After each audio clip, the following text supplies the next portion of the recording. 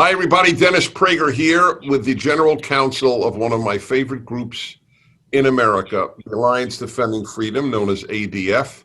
She is Kristen Waggoner. Why are they one of my favorite groups? And I don't have many favorite groups because they fight for liberty, the great value, and especially religious liberty, the great value that is the basis of a good society. They do it for free. They go to the Supreme Court over and over, and they often prevail. So is that a fair introduction to ADF, Kristen? Well, I think so, yes. We have been privileged to be able to go before the court 11 times in just the last several years, and we've had 60 different victories in various roles before the Supreme Court. So how did this organization start? That I don't know your beginnings. We started over 25 years ago, and a group of religious leaders came together and said, we need to do something to protect religious freedom and free speech for all Americans. And so that's our purpose. We exist to help people of faith, and those rights extend to all people as well, to be able to live out their convictions in the public square. And you do this, and you started at the beginning doing this for free? From the very beginning, yes. All of our services are free of charge. We love to help people to be able to exercise their rights of free speech and religious freedom to protect the sanctity of life, as well as parental rights. What about you? How did you get involved? Well, I became a part of Alliance Defending Freedom as what we call an allied attorney. After a clerkship before the Washington Supreme Court, I went into private practice and was there for about 16 years in Seattle at a firm. And the Allied Attorney Program allowed me to work with ADF on cases of constitutional import, and that's how I got to know ADF.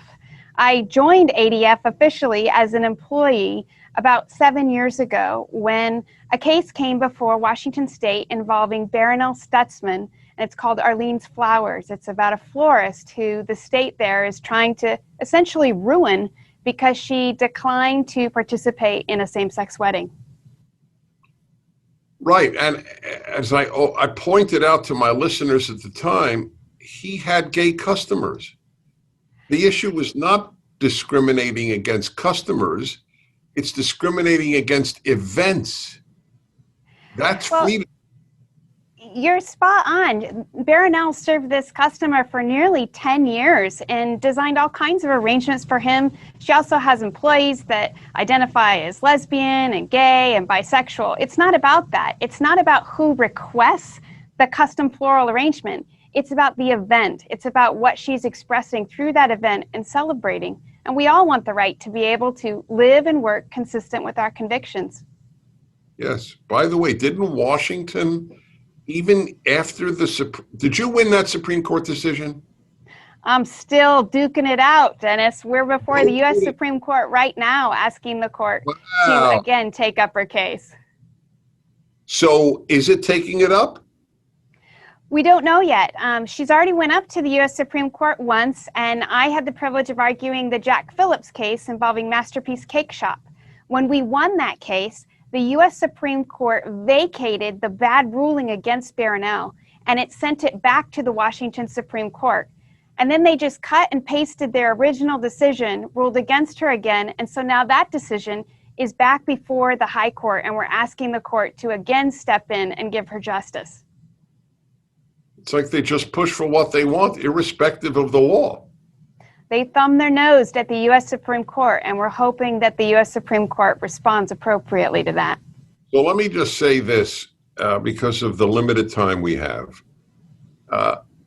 You've heard me say this, my listeners know this, because it's heartfelt. There are three types of good people: those who fight, those who help the fighters, and those who do nothing. The largest group is the third, which is why the good often lose. But helping fighters is as important as fighting.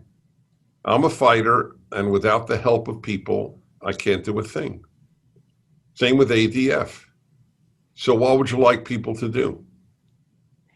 Well, we would love for them to pray for the work, to be able to be engaged in the work financially, to give so that we can help even more clients, and to speak out on these issues. We can defend the right to speak truth. We can defend the right to be able to participate in the public square. But if we don't actually speak that truth in the marketplace and do some of the things you're doing through public education, talking to our neighbors and our kids and training up the next generation, then those rights are hollow. But first and foremost, we need the help of all Americans to be able to protect our First Amendment rights, especially in this critical time that we're in right now. God, is that ever true? So what do they do? Just adf.org, or what's the website? They can certainly contact our organization through our website, adflegal.org, but also I believe that there's a banner on your website as well, on dennisprager.com, where they can give through that. Yeah, that's probably the easiest. Just go to my website and click on the ADF banner and help them.